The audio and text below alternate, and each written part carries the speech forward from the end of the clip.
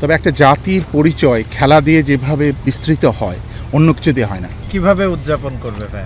অবিশ্বাস্য একটা ব্যাপার, ঐতিহাসিক একটা ব্যাপার, এবং সেটা যে আমরা উইটনেস করতে পারছি এটা আমাদের সৌভাগ্য আর কি।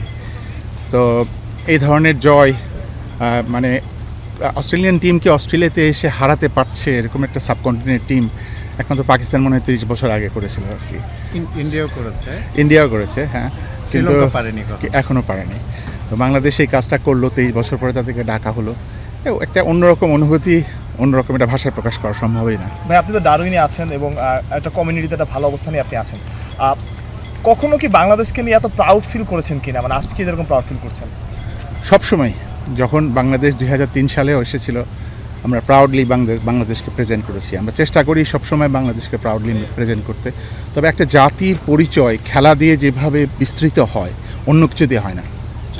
বাংলাদেশকে একসময় অস্ট্রেলিয়ানরা 2003-এ চিনত না, কিন্তু 2003-এ যখন বাংলাদেশ টিম আসলো, তারপরে এখন এসেছে, এখন বাংলাদেশকে সবাই চিনে।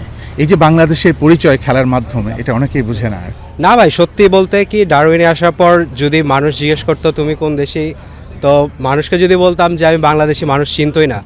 তো আজকের ম্যাচটার পরে এটা আমাদের জন্য নিজেদের রিপ্রেজেন্ট করার আরেকটা ওয়ে, যে অ্যাটলিস্ট ডারউইনবাসীর জন্য এই জিনিসটা খুবই ইম্পর্ট্যান্ট যারা ডারউইনে বাংলাদেশি আছেন, কারণ অনেকেই এর মাঝে বাংলাদেশিদের অস্ট্রেলিয়ানরা অত একটা চিনে না, কারণ আমাদের পপুলেশন এখানে খুবই কম।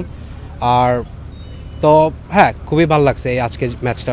অজিরা, টু বি ভেরি অনেস্ট, অজিরা এই জিনিসটা খুবই পজিটিভলি নিতেছে। ওরা অ্যাপ্রিসিয়েট করতেছে যে না, আমরাও চাই যেন ছোট দলগুলো যেন আমাদের দেশে আসুক, এসে যেন ওরা উপরে উঠে, কারণ ওরা আমাদের ছোট দল হিসেবেই কনসিডার করে, টু বি ভেরি অনেস্ট। তো হ্যাঁ, আমরা হোম কন্ডিশনে one of the best team right now, কিন্তু অ্যাওয়ে কন্ডিশনে আমাদের অনেক ল্যাকিংস আছে, অনেক ডিফিকাল্টিস ফেস করি আমরা অ্যাওয়ে কন্ডিশনে because of the SIM movement and the peaches. So তারপরেও খুবই ভালো খেলছে আজকে বাংলাদেশ, তো ভেরি হেল্পফুল।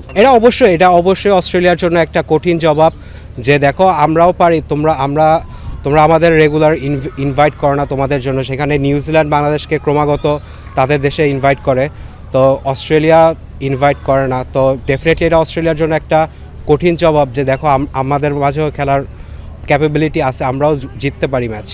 এটা এখন তো মাত্র শুরু, মানে যত আমাদের পারফরমেন্স ডে বাই ডে যত ইমপ্রুভ হবে, আমাদের অডিয়েন্স যত বাড়বে, আস্তে আস্তে আমাদের আরও বড় বড় মাঠে, এখন এটা জাস্ট আ ভেরি বিগিনিং, কারণ আমরা যত আরও ভালো খেলা শুরু করব বাইরের মাটিতে, তত আমাদের অডিয়েন্স গ্রো করবে, তত আমরা আরও বড় বড় মাঠে খেলতে পারবো।